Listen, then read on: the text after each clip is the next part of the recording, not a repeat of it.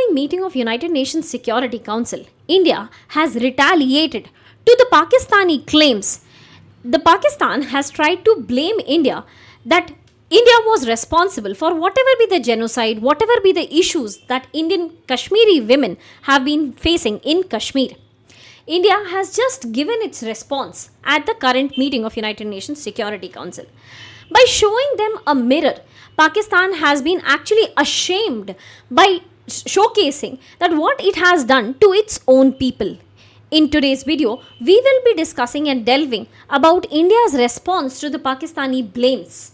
But since we are talking about the United Nations Security Council, we also need to know this information that Pakistan currently is one of the members of United Nations Security Council. UNSC actually consists of 15 members. Out of these 15 members, 5 are permanent ones, which we popularly know them as the P5 nations. But the 10 which are non-permanent ones are elected for a 2-year terms. That means after every 2 years, the 5 countries will be removed from their positions. So that is how this year's January onwards, Pakistan has retained the chairman, or Pakistan has become a member to United Nations Security Council. Now, talking about why did India respond was because the Pakistani representative to United Nations Security Council, she was blaming India that women in Kashmir are facing so many atrocities and government of India has not taken any steps. In response to this, India has tried to showcase them or show them a mirror of what Pakistan has done to its own people, and they are getting worried about a foreign territory to which they should legally be leaving upon. Before we delve into what has been the response of India, we have an important update that Legacy IAS Academy is starting up with their new batch on the weekdays starting 16th of October and on weekends starting 25th of October. Talking about certain things which are specific to Legacy IAS Academy is the overall batch size, which is relatively small, that allows the faculties to give individual attention to the candidate.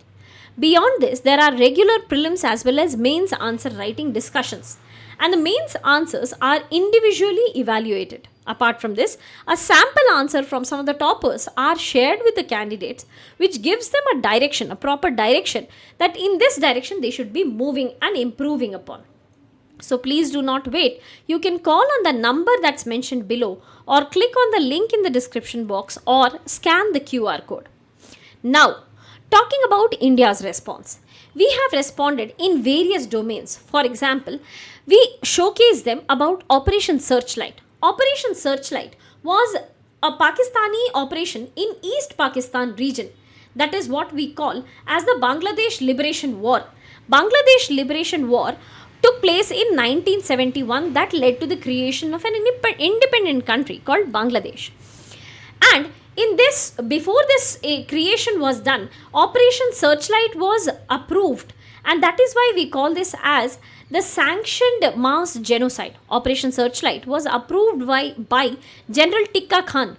General Tikka Khan allowed the Pakistani army to enter inside the homes of certain people in Bangladesh whom they were considering as the Bangladeshi separatists. And they were harassed. Not only the men were taken out of the houses, in fact, the women were tied to trees and raped a multiple number of times. If we talk about the statistics, that how many women were raped during Operation Searchlight, we have a staggering statistics of approximately 2 lakh to 4 lakh women so far who have been reported to be the victims. In fact, there are certain reports who say that this is also a conservative number. Till date, we do have so many victims that are coming up and reporting that they were also Virangana. This was the term that Sheikh Mujibur Rahman had given to these women, that they have been the victims of Pakistani atrocities in East Pakistan. So that was all with respect to what happened in 1971. But Pakistan since then has not changed even up to 2025. This is the image of Pakistani Air Force bombing its own territory in the Khyber Pakhtunkhwa region. And this is as late as last month. Pakistani Air Force has bombed Khyber Pakhtunkhwa region, the villages, and it has led to death of approximately 30 people in those areas. So Pakistan has also been responsible for the death of its own people and using its own air force. Apart from this, there is a territory which has recently declared independence from Pakistan, and that is Balochistan. In fact, some of the top leaders of Balochistan has also requested Indian media to not call them as Pakistanis. They have declared their independence, and they in fact state that the day of their independence was 14th of August 1947, when Pakistan got independence from British Raj.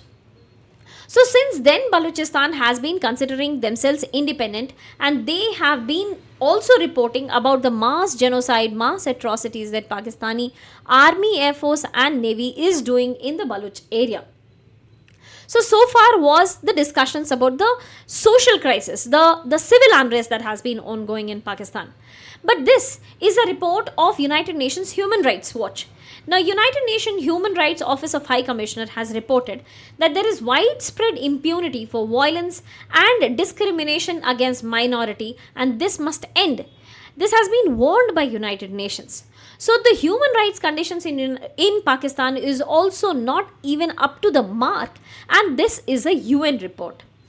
Apart from this, of course, is the military rule. There is absolute lack of political stability in Pakistan. So there is no political stability, absolute crisis of human rights, civil unrest which is ongoing. Of course, we will be discussing about the economic unrest.